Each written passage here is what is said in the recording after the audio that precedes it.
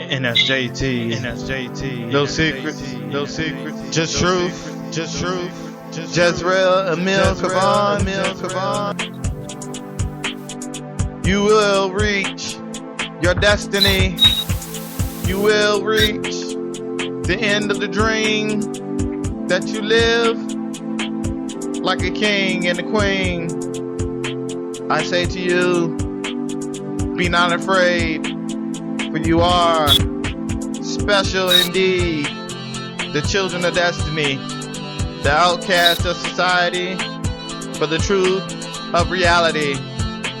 Generations, ancestors of past and old have given their life so that your life could matter. Now it's time to be changed. Now it's time to change. The world that you see, you are the beacon, the light, the lighthouse on the hill in the wilderness of darkness. Let your voices be heard, each one loud and proud.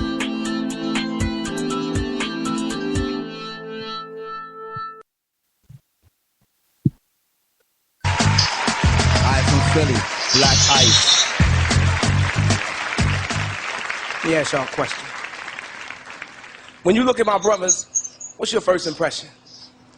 Does the sight of us leave you guessing, or do you understand the stressing, the aggression, the look of no hope on my niggas' faces, like the Lord overlooked us when he handed down his graces? You see, embraces fall short on the numb tips of street entrepreneurial fingers, stuck in the walls of the project halls where the coke smell still lingers. External blingers is all we can be, because on the inside we've been given nothing to shine on.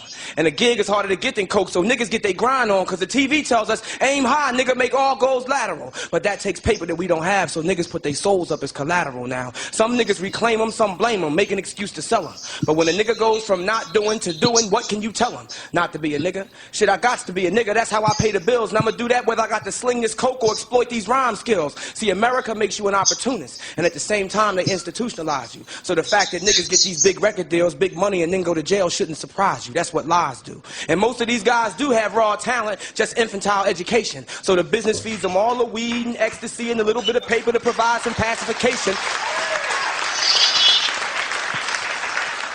from all the bullshit frustration they serve you. Meanwhile, they corrupt your perception of what the real is. See, they've taken all our businessmen and made them drug dealers. Took all our messengers, made them rappers just flapping their jaws, afraid to admit their treason. Took all our soldiers for the cause, made them killers for no reason and being fucked up. Well, that's in this season, so if you're negative, you're positive, and if you're positive, you're called a hater. But I maintain control of my soul because I know it gets greater later. And I told y'all the last show, I'm no hater, I just know what the truth is. I've been intertwining this pudding for a year now, so I know where the proof is. It lies in these midtown Manhattan skyscrapers where former hustlers sign papers and do fucked up capers by 16 infamous stars at a time. Got them chopping and bagging and serving that shit to niggas 16 bars at a time, and the crime is undetectable by the feds because in the heads of our kids is where the track is. And music shoots straight to the soul. Is so potent, so it's much more addictive than crack is. Now, the high is just an illusion, lies and confusion, but just for that rush, just once these young bucks will go through it. So in essence, they're still flooding our streets with thugs, drugs, and killing. They just using these record labels to do it. Taking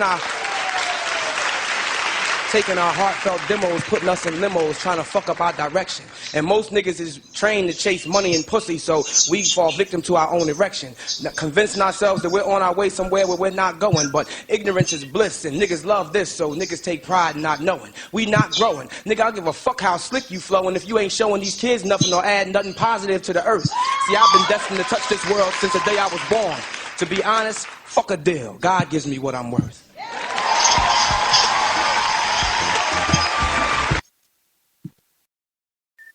Powerful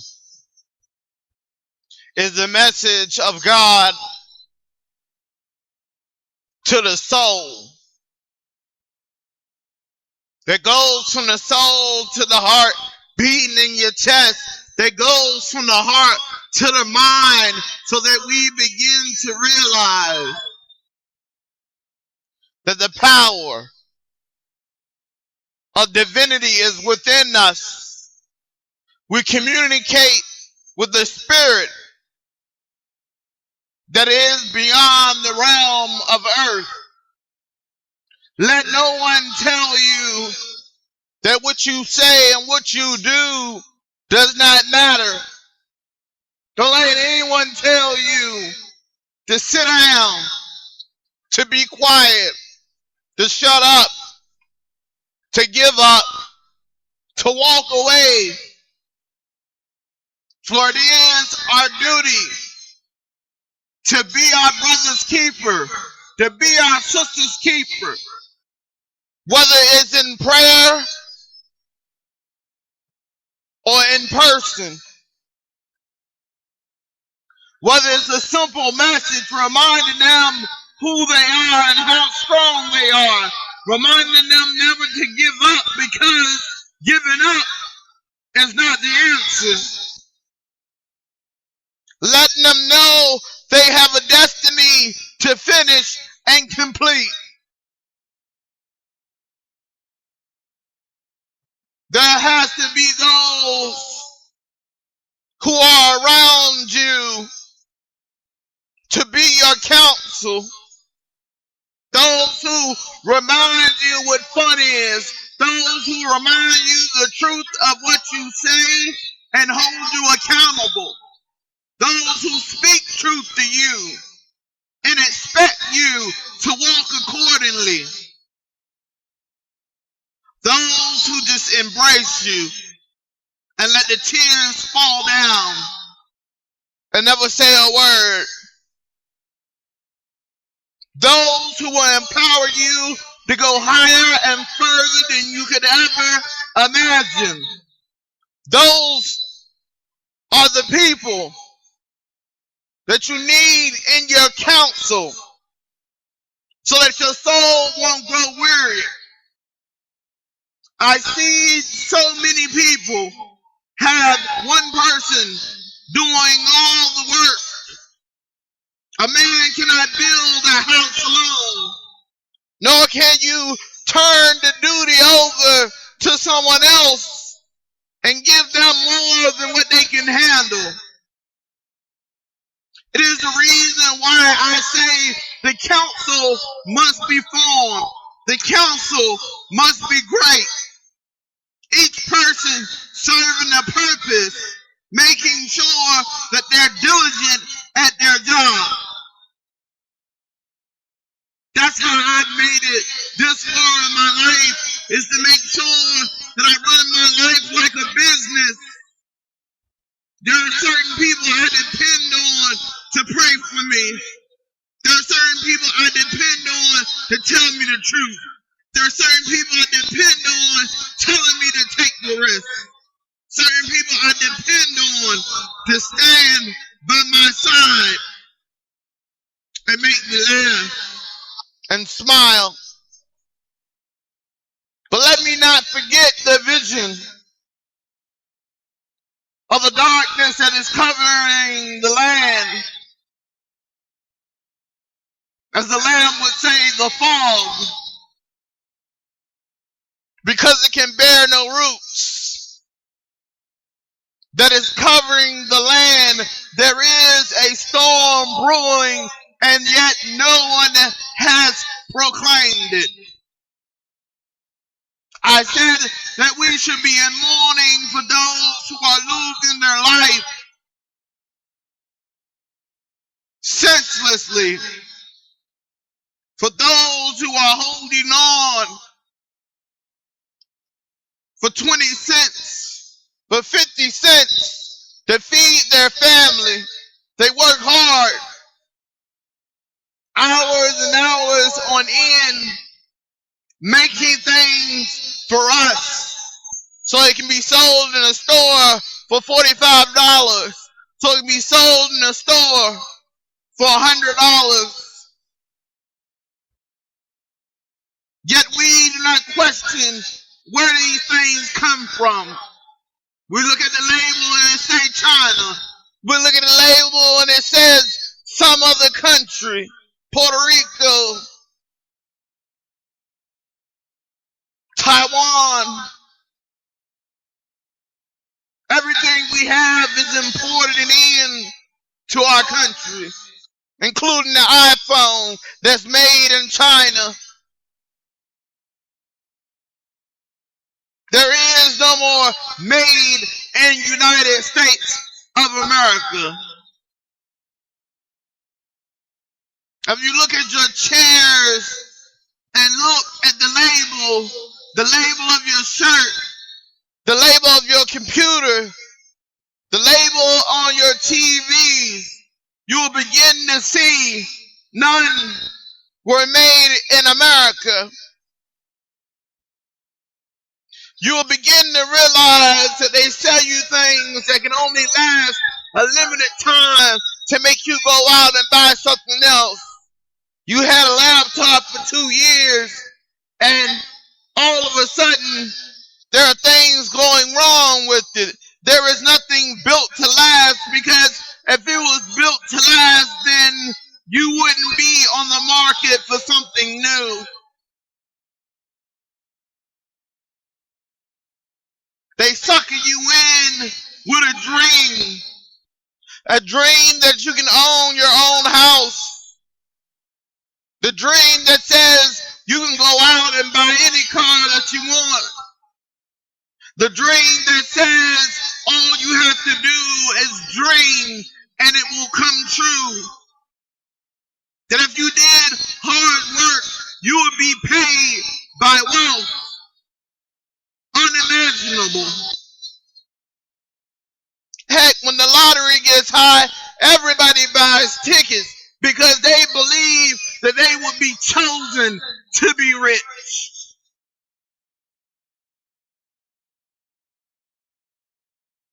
Some of us don't want to be rich. Some of us want to be able to live a good life and be stable and happy with what we have. We don't want a bigger house. We don't want a different car. We don't want the new latest nothing. We want to spend time with our families. We want to spend time with our friends. You want to have a dinner party. We want to start our own businesses so that we are the leaders of our own destiny. We want to make sure our children is on the right path, that no harm comes to them.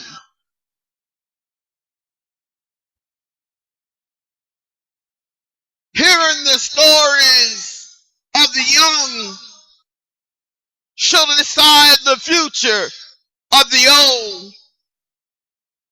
There is a storm brewing that this generation did not cause, but this generation is becoming victimized.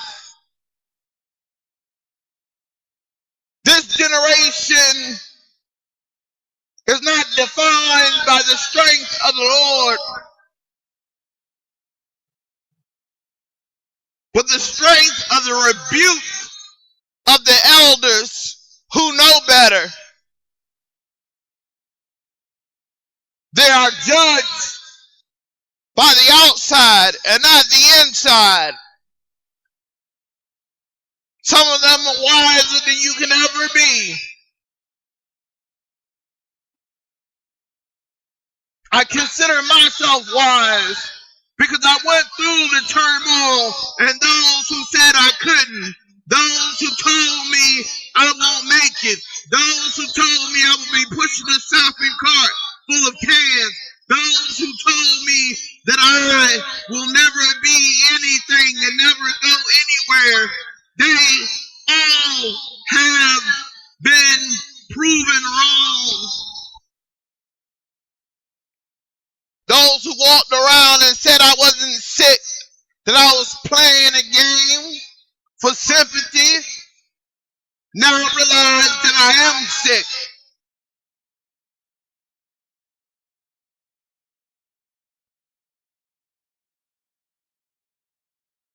And my message is not about prayers for me to get well.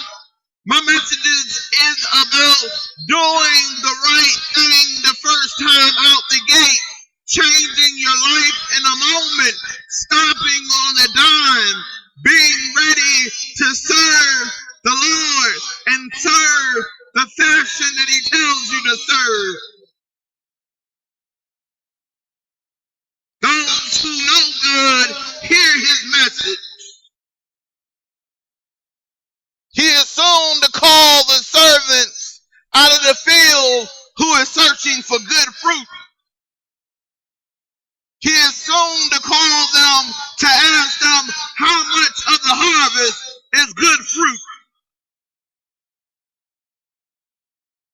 It is time for us to begin to shine and let our lights become the lampstands of God, so that he may be able to see through the wilderness and the darkness. So those who are ready to change their lives be able to come to you and speak to you and allow you to preach a message that you thought you couldn't preach to them.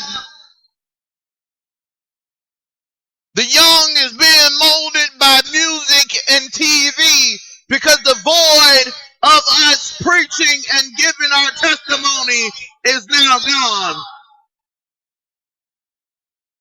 We believe that we can tackle our home situations privately and that no one has to know the darkest moment of your life, but you don't understand. That is your very weapon. Your greatest asset is your story. The character that you play in life. What reality really is, what choices that you made, what mistakes that you made. This is what the young people long for. It's not scripture, but it's about why you believe in God. What did you go through?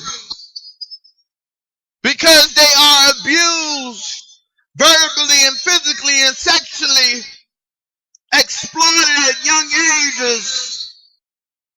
The only people that can speak to them are those who have been through abuse, those who have been through emotional abuse, those who have been through sexual abuse. They call it AA for a reason when a drunk goes to sober up, because they listen to the stories of those who had drunk themselves almost close to a grave. They begin to hear story after story of what would have happened to them, what did happen to them, how they lost their house, how they lost their car, how they lost their wife, how they lost their children. A great storm is brewing, and it's time to light our light stand so that those who need us can find us. We must remember no one meets us without a reason. Many who smile have a heavy heart. They just learn how to smile and deal with the pain. Deal with the anguish inside. But our job is to be able to see that anguish, to see that fear, to see that shame, see that detachment. We can't change them all, but we can stand for the few who will stand and listen, who will become your surrogate children. You are more than just the mother of the children you have, but you are the mother of the children that are in the valley of the darkest nights. The motherless and the fatherless. They look up to you to tell them who they are. They look up to you, hoping that you'll be that one person that will give them a reason to stay alive. Young people commit suicide left and right. When you read the stories in the news, someone kills themselves over a Facebook post. Someone kills themselves over being embarrassed and bullied on Facebook. Bullied in school. Bullied at home. They have no safe place. And their mind cannot ponder a God that will allow them to be tortured so viciously so they take their lives and their destinies is wiped out. And the devil believes that when he wipes out someone's destiny, that's one less person to contend with. That's one less person that God can use. And they're the very ones with a very special gift that awaits them. But they never get to see it. A great storm is brewing where the suicides in the military are through the roof like never been seen before. Finally coming out is the sexual assaults that happen in the military. Finally, they are willing to release that information. Our country is guilty of high crime. And it's guilty because it is blind and it is deaf to its own people.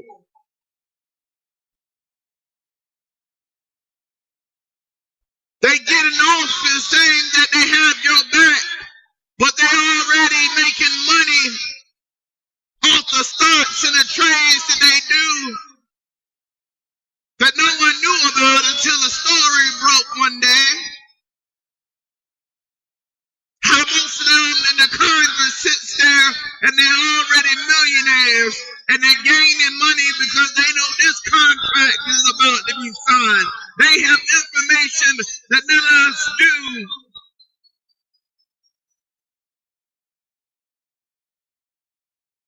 Over and over again, we see the rich man trying to win the elections, raising millions and millions of dollars, trying to get a seat at the table so they can dine on what's left of America. It is not about our future, your future. It's about their future. The reason why they want to unleash the dogs to make sure that everyone is employed is because these companies are still racking major dollars. They're still bringing in billions of dollars with less people. In fact, productivity has gone up since they let people go. Because of the fear that you will lose your job, you work harder, you work faster. You barely get to spend time with your family, so the TV is raising them, and they're watching True Blood, and they're watching Dexter, and they're watching other things on TV that glorify violence and sex. This is not the society that we once had. You go back to the 60s, it was impossible for you to see anyone in a two-piece bikini. It was impossible for someone to get pregnant and not married. There was no fatherless children, motherless children, unless they were put up for adoption. There was no abortions.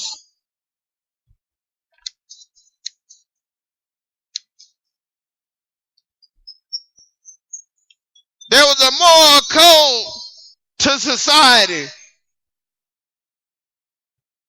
We hear things, and we made sure our family was strong. We taught them what to do in rainy days. We taught them how to be adults so they can survive the world that they live in.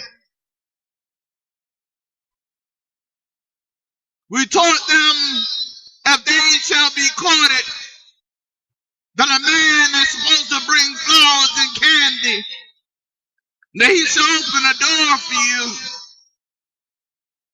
that he must over and over again remind you why he cares for you, why he loves you. Now we have illegitimate babies being born, and forgive me for saying it, bastards being born by children who's still in school, whose life has not been yet begun.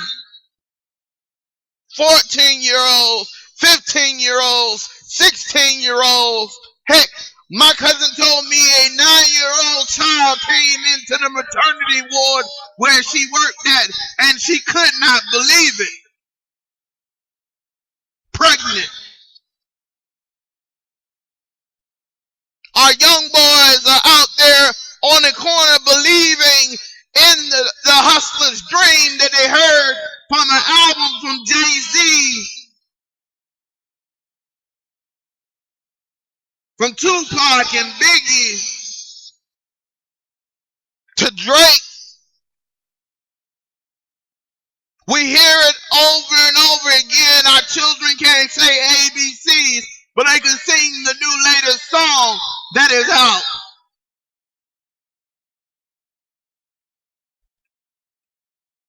Living in a poor income neighborhood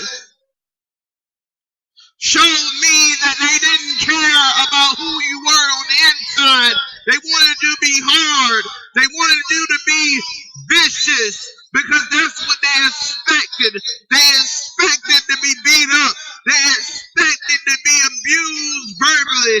They expected to be abused sexually. In the inner city community, I have seen prostitutes sell themselves for cigarettes. I've seen young girls go to bed with men because they bought them a pair of sneakers.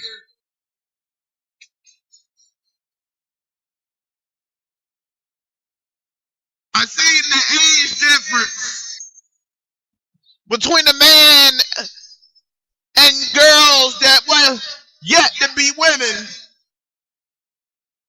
because there was no rules in our society.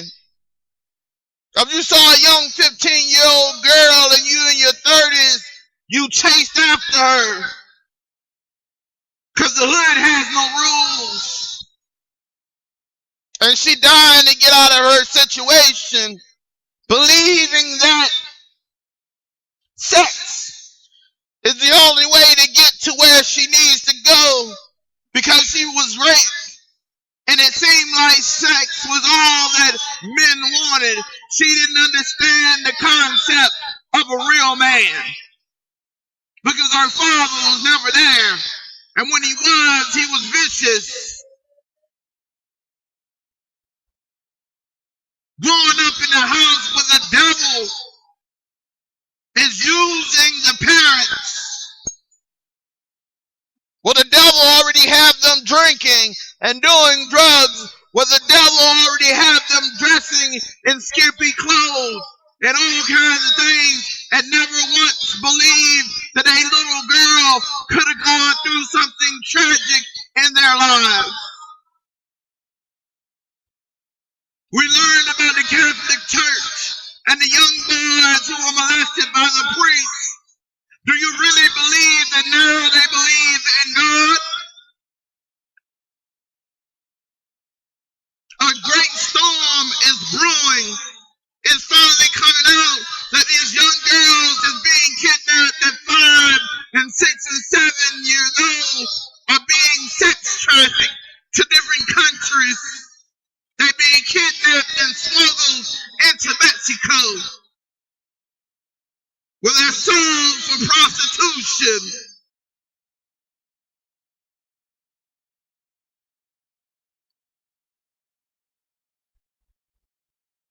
They got a particular image image of the girl they supposed to snatch for the person that is looking for a sex slave,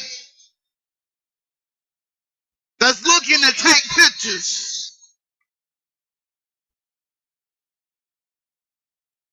And our country is doing nothing about it. There's no one speaking about the truth. In the black community, they hate themselves because although they wasn't around when slavery happened, although they weren't around when the civil rights movement happened, they know that they are still being held down because they are living in communities where drugs are being sold on the street corner, where prostitutes walk up and down all night, where they are being beaten and abused. They don't believe in a higher life. They don't believe that they'll ever go to college.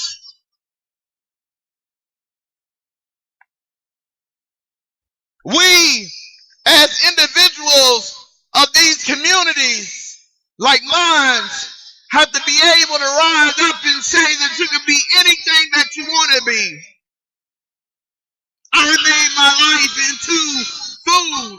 I became a chef. And I changed some of those young boys into men. It ain't shame for a man to cry. Even men have their own stories of why they are who they are.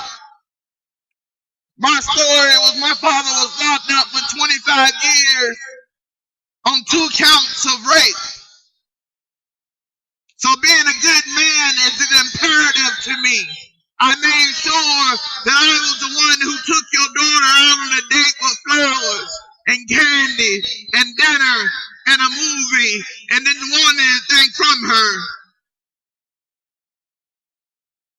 I'm the one who buys lunch for everyone because if I haven't, then it is yours to have as well. I died at the table of those who will accept me, and I do the will of God and serve them and become their servant. Because that is the will of God, for us to be servants of Him and us to be servants of men because of Him. He says that the great shall become the servants of men. Although they are greater than you. So I don't mind listening to these stories, even though they tear me up inside. I don't mind getting that phone call in the middle of the night. I don't mind hearing that this isn't the life they wanted to lead. I don't mind trying to open their mind and their soul and get them invigorated to go out and defeat the enemy. I'm not afraid. But a storm is brewing. We should be in mourning right now because we are watching whole civilizations fall, whole countries fall, from Libya to Egypt, now Syria. We have watched the children in Africa starve, famines hit, and millions die. We have watched a great earthquake in Japan that had so many die and swept away because of the tsunami.